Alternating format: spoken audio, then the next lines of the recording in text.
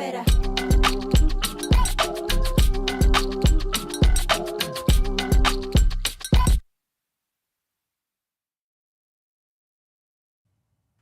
Hello, and welcome to another episode of R Cube Table Talks, where we keep it real, where we keep it relevant, and where we keep it raw. Yes, I'm excited today. I am one of the co-hosts, Dr. Marcia Burton-Tiggs, and then next to me I have Pastor Kimberly Mann, or PK. I am so excited to have our resident family members, not members, family members. I like what you did there. Yeah, That was cool. So we're excited. You want to introduce yourselves? I'm Jordan. I'm Solomon. Yes, and we're so excited to talk to you all today. We have some interesting topics that we feel like is relevant for such a time as this. So let's just get straight into it. Let's get to what's good, church. Absolutely. Yeah, you better.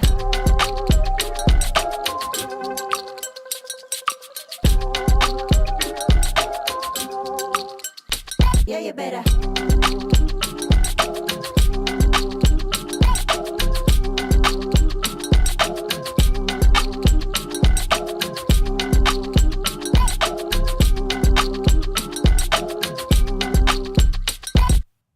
Hello, and we're back to our cute table talks. And so we're on our segment, What's Good, Church? For those of you all who are just tuning in, this is our segment where we talk all things church. Yep. And we get on some of the topics that might not be discussed necessarily in the pulpit, but we think that we should have a conversation about them. And so this one is a very sensitive topic because we know that, you know, as Christians, as believers of Christ, we've seen this outpour and this outcry concerning the church and how a lot of people are actually leaving the church. And so I want to talk about this, especially with Pastor Mann here is one of our pastors, and as well as our men. But when we're talking about people leaving the church, it seems like a certain gender in particular is leaving at a very rapid pace. And so let's discuss what that gender is and maybe why. What do you guys think? Do you think men are leaving the church more rapidly or women? What do you think, Solomon? Definitely men for sure, because a lot of, men, I guess, are leaving the church, to find, like Muhammad, and a lot of men in particular are becoming like Muslims and stuff. So I believe it's more of men leaving the church for sure. I would agree with you. I know the church that I attend, I can't speak for all the churches. Like, we probably comment, let us know what your church is looking like. What have you seen over the years? But the church that I attend currently, I see more female gender, and I have female friends that say, man, this guy that I'm dating, he's been going okay for a while, but he's not. And I want to say, you need to come to the church. I can't say you could come to the church, but I just see a lot of females. So I don't want to say that I'm lying, but yeah, I would agree with you. I don't see a lot a guys. Not that I'm looking, but like, no. Yeah, I just see a lot of girls. I mean, when you think of the makeup of looking church, I think we just go back in time. It was, in my opinion, made more of for females in general. But actually, I disagree with both of you all. I actually see the female gender, and when you look at statistics and reports, they're the ones who are actually leaving the church in our current climate at a more rapid rate than even the men. So Pastor Mann, I don't know if you want to touch on So I would say I think that men are leaving the church not as publicly, but maybe more rapidly. I think that the church is making more efforts to support men because traditionally men were not supported at church. Additionally, Christianity, can we just be honest? Christianity requires a level of maturity, right? That I think that is not necessarily cultivated through how society views the lens of manhood. Men are taught to be strong and not emote and to provide and do the hard work, and you leave all that emotion, you leave all that crying, you leave all that confessing, you leave all of that stuff for the women traditionally, right? And so the idea that church is a place where you bare your soul and you expose your feelings and you confess and you are working on you has not been something that men have been taught how to do. And so it was an uncomfortable place for men to be, which is for a long time, women were coming to church. We see women bringing the babies, bringing the kids, all of that kind of thing. So I am seeing in the young adult generation, the men are leaving. But in the older generation, millennials, men are coming back and the women are staying gone. Like even when I go in the mother's room, I see a whole bunch of daddies in there with the little kids nowadays, which is a gender shift. And the women are saying, I'm not coming to church today, or I'm staying home, or I need a break, or I need rest. You can take them kids to church, but I'm not coming. Right. So I just see in the young adults, it's men, but in the millennials, it's women. Yeah, I was gonna say the reason why I'm disagreeing with everyone is because I don't think men came to church, period, to say they were leaving in the first place, personally. I don't think that they were there from jump. And so if based on what you all are saying, of course, that's true. I 100% think the reasoning is true. I just don't think that they were on the numbers, period. Like they didn't for those reasons. I do think though a lot of women are, how can I say, in this era, I say it's been a trend over the last maybe 6-7 years now, that women are able to speak up and speak out about some of the injustices or just horrible things that have happened to them. And unfortunately, a lot of these things started in church environments and in church spaces. And I think that enough is enough, like we talked in the last episode, how women are tired of just things happening to them politically. I think they're also tired of things happening to them within the body of Christ, especially when leadership, which within our particular denomination is predominantly male. And it's not reflective of the membership. Yeah. Right. Yes, and it's not also, they're not addressing these things that are happening either, because some of them unfortunately are perpetrators of some of these things that are happening, and it makes it worse. So it's like, I am not going to be abused anymore. I am not going to tolerate dealing with injustices anymore. They're not being discussed. They're being put under the rug or not addressed. And so I'm just done with Christianity. How can you say you're a Christian and you don't act like one?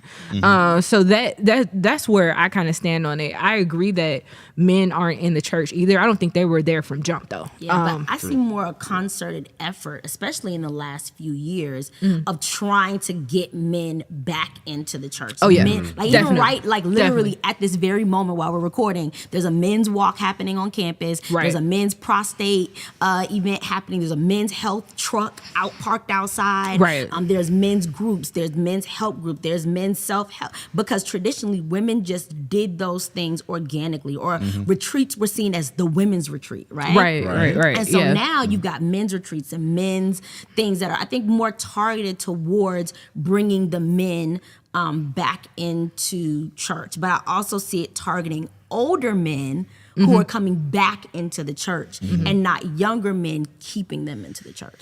I just want to piggyback off you guys, because all of those points are valid. Like I know people that say, oh, the reason why I don't come to church is because of all the things that I've seen, like all of the hypocrisy and the biasness and all these things that make me feel like, why even bother? Like your life, it doesn't look any better than mine. Or after church, you aren't doing the same things that you've been preaching about or been telling me that I should do. So there's that.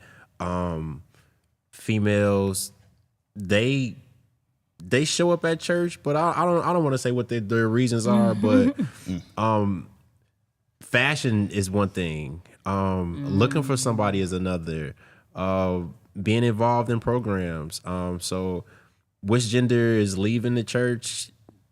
I guess it depends. It depends on what church you go to, what you've seen over the years, and what's your background. What are your experiences like? Yeah, so let's keep this conversation going. Which gender is leaving the church at a more rapid pace? What do you all say? We want to hear from you. We want you to have this dialogue. And then follow-up, I would say, to this dialogue is, how can we ensure that all people stay in church and they aren't leaving the church? And how can we encourage more gathering of the saints, especially post-COVID? So let us know. let us. Oh, okay. Let us know. We weren't ready for that, Pastor Man. But anyways, let us know how you think about that. And we're gonna keep going. You see, we're already getting interesting this episode. We're gonna keep going to our next segment, in the real world. Yes, and we'll talk about some more things. So see you afterwards. Yeah. Yeah, you better.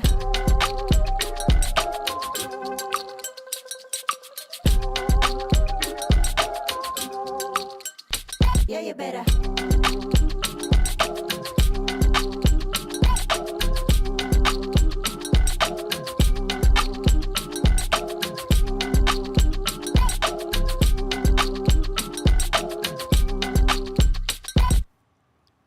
Hey everybody, we are back to R3 with our second segment in the real world, and we're talking about a really touchy subject. Yes. We're talking about the Apalachee High School shooting that happened in Georgia. And first we want to offer our prayers, our condolences. We want to offer our sincere support and our heartfelt comfort for those who, not just in the Apalachee shooting, but have been victims of, know someone who has been a victim of a school shooting. So we want to take this moment to stand in solidarity with you. Even as we discuss this subject, we recognize that this is a trigger for some people and can be sensitive. So if that is a trigger for you, we invite you to grab some support, to find some support in the form of social media, your pastor, a counselor, a friend who can maybe watch with you, or you may have to take a break from this segment if you find this particularly troubling. But we do want to discuss the fact that school shootings are still happening. And I think it's so interesting that it happened and literally was kind of like brushed by. Like it happened, people talked about it, and then it was like, oh, okay, well, you know, what's for dinner? You know what I mean? And it's just like it's happening so frequently that it's a speed bump on the highway of life. Whereas once upon a time, it was a stop sign. Everything came to a halt if you heard that there was a school shooting. And now it's like, oh yes, and in Georgia today, there was another school shooting. Now, let's talk about how your cats can increase their protein. Like, so desensitized toward it. Yeah. Absolutely, absolutely. So, why do you think these things keep happening? And why do you think there's such apathy towards it?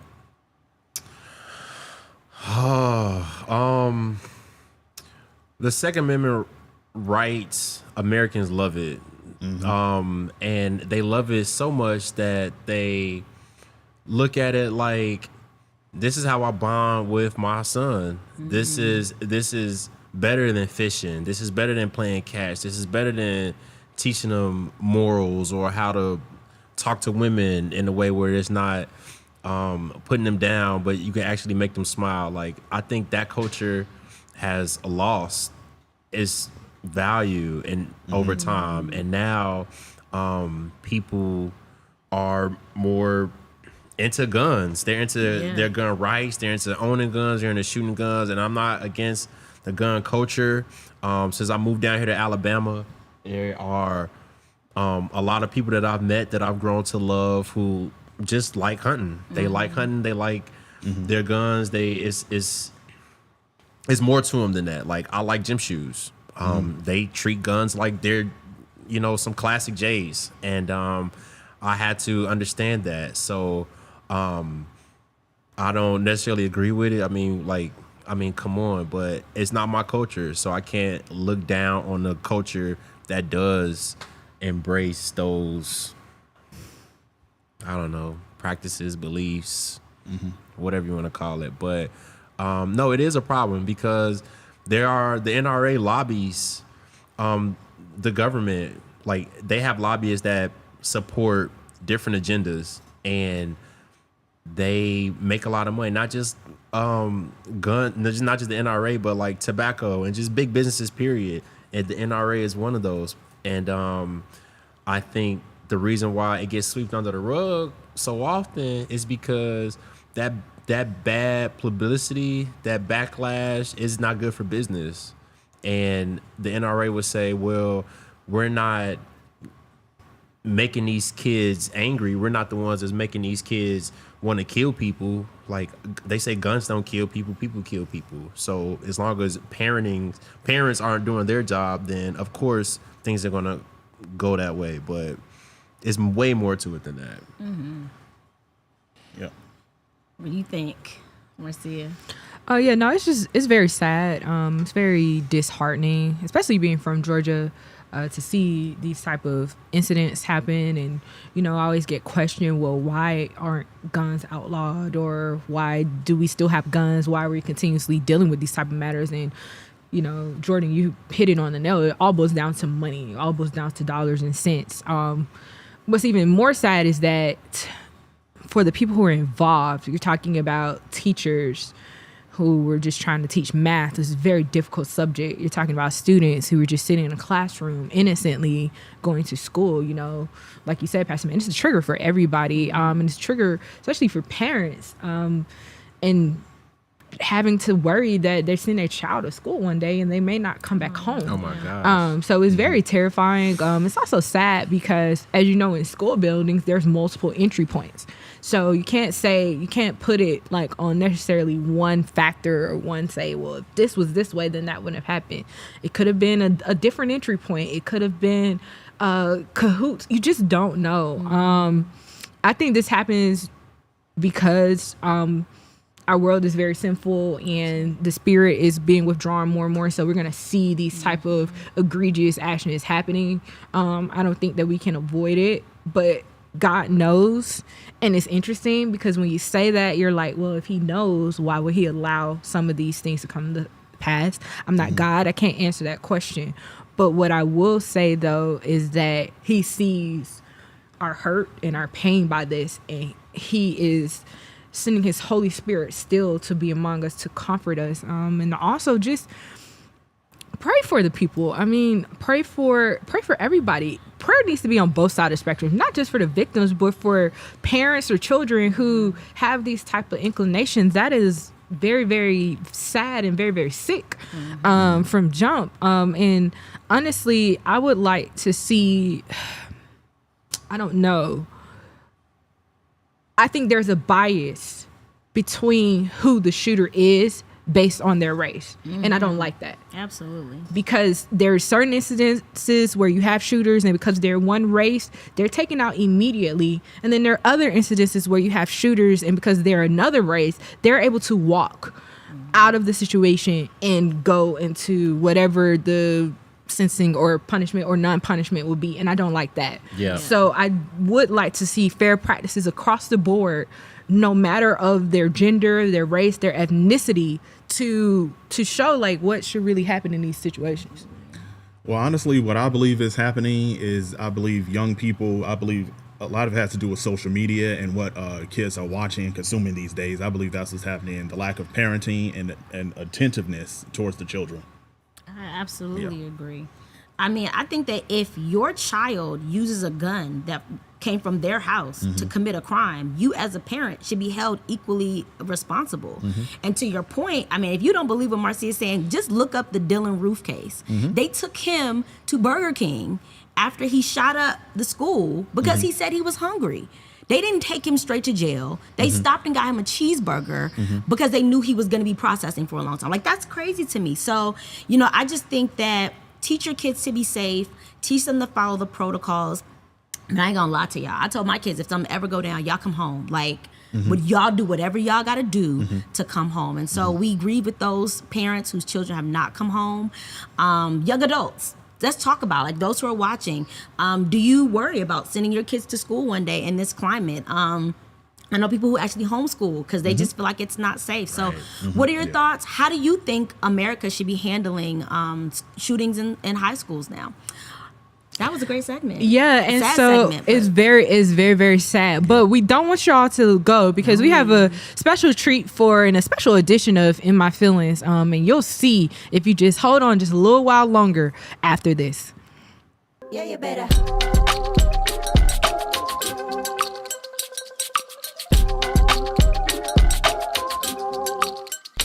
Yeah, you better.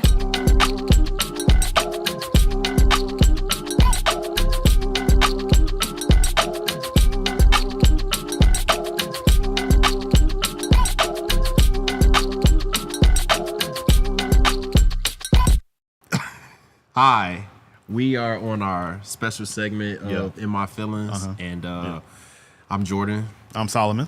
And we're going to get ready to talk about who should pick the first date in a relationship. So, yeah, let's get to it. Let's get to it. What do you say? What do you think? I definitely believe the man should definitely, pick the first date for sure because, men have to be the pursuers. So I definitely believe that men should do it. I mean, women can and have done it, but I don't believe that they should. I believe the man should be the aggressor and the pursuer. Okay. And the woman should be the one being pursued. Yeah. So I definitely believe the man should definitely do that. I think I would agree with you. Yeah, because I mean, if she's the one aggressing and pursuing, she's gonna be the one that's setting the tone for the relationship, bro. Exactly. And then if I'm the one being pursued and aggressed upon, where does that leave me? Like I'm going to, I don't know, probably be like the Norbit in the relationship, like real timid and scared and walking around on eggshells, and that's just not a good start. Yeah, because I believe the reason why the man should be the one to have the first date, because I believe that establishes leadership. Because if the woman is the one pursuing the man, then she's not going to have respect for him because she's not going to respect his leadership. So I believe that from the jump that the man should be the one pursuing the relationship. I don't want to talk with two mouths here, but I'm thinking about situations where a woman may need to step up and make things clear, because if I'm a gentleman, if I was raised right, if I was raised like I'm not going to be the aggressive one, I'm just going to let her come to me. I'm gonna put out me, and she's going to smell those pheromones, and then she's going to come my way. I feel like sometimes she may have to say, hey, is this what we're doing? Or hey, are we dating, or what's going on? So I could be like, glad you asked. So, I mean, I don't want to talk from both sides of my mouth here, but I guess it depends. I think it depends. I believe the woman should make herself available so he can know that, she can be pursued. Right. But the guy should be the one doing the pursuing for sure. Yeah, you clean that up for me. That's basically what I was trying to say. Yeah. I got you, man. I'm here for you. Yeah, I mean, I'm thinking about more of the situations, bro. Like, it's different. It's different now. Yeah, because nowadays, a lot of women are pursuing men, a lot of women are proposing to men. So it's kind of changing now. The climate is kind of changing. So I mean, it's different now, but definitely it should be more traditional. The man should definitely pick the first date for the relationship for sure. Yeah. Wait, what if she has better taste, or she knows more things, or she's been more places? Like, would you still suggest that man does what he's supposed to do? I think for the first date, yes, he should probably still, be the one pursuing. But like for the next 2-3, then since she has more experience, then she could do like the next couple. But for the first one, I think he should, do that to establish, the leadership in a relationship. So. I know this is the In My Feelings segment, but I'll be in my thoughts. I'll be overthinking sometimes. No. Go ahead.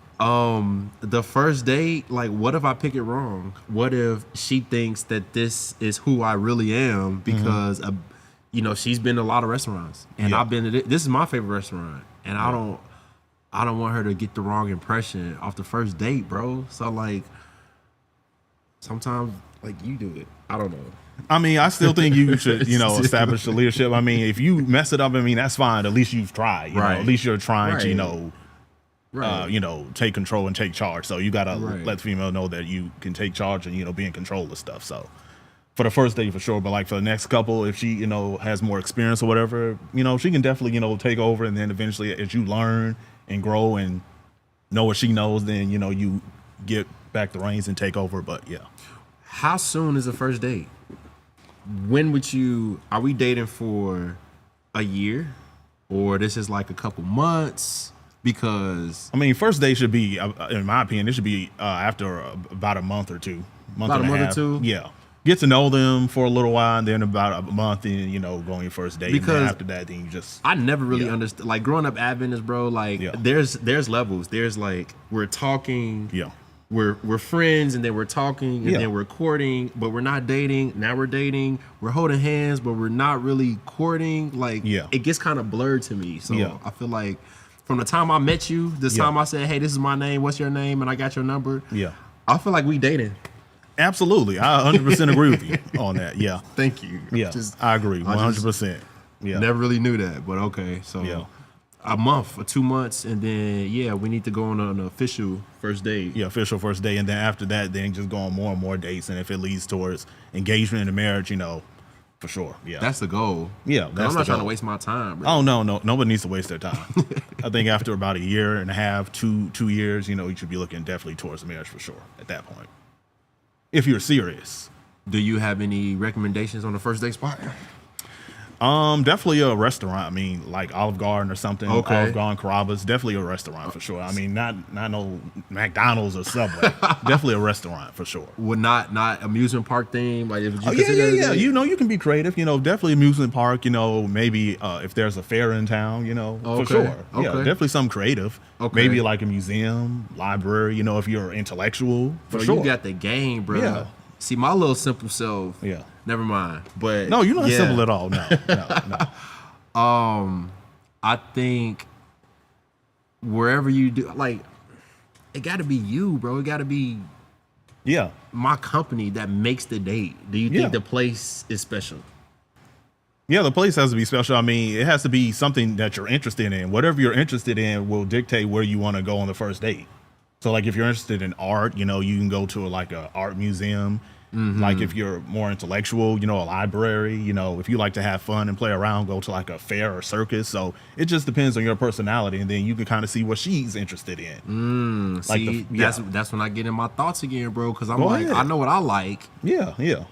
But I want her to have as much fun as I'm having. Of course. It's about compromise for sure.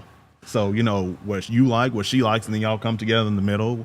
And what you all have in common, mutual. Yeah, for sure. So let me ask this question. Yeah. Is the first date discussed, or are we just, hey, we're doing this? Well, yeah, the first date should always be discussed because, communication is key in any relationship, Thanks. Whether it's business, whether it's marriage, whatever. So communication is always key. You should definitely communicate how it should be and, what you are and what you are not. So, yeah, for sure. So the element of surprise but not the first date. The first date shouldn't be, surprise, we're going on the first date, and I planned all this out for you. Yeah. Okay. Yeah. See, these are good notes. Yeah. You all should be taking for those young cats out there, because obviously I'll go way left. That's probably why I didn't have a lot of relationships in my life. At least I didn't think. It wasn't until I got older and I realized those weren't relationships, bro. Yeah. But yeah. Well, I mean, yeah, this is a very interesting discussion for sure. Just let us know and tell us what you think, comment, reply. Please. So, yeah, this is very interesting. Very good. Thanks, bro. Yeah, I felt like I was out there on a limb. Oh, no. You're good. You're good, man. It's all good. Yeah, you better.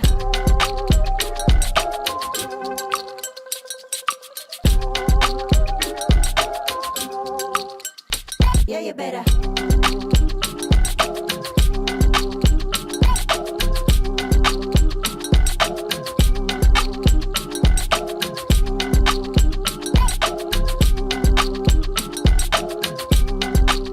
Hey, did you just enjoy that segment with just the guys? Well, if you enjoyed that, tune in to R-Cube Table Talks, because we're going to have some more surprises just like that. R-Cube Table Talks, where we keep it real, where we keep it relevant, and where we keep it raw. Yeah, you better. Yeah, you better.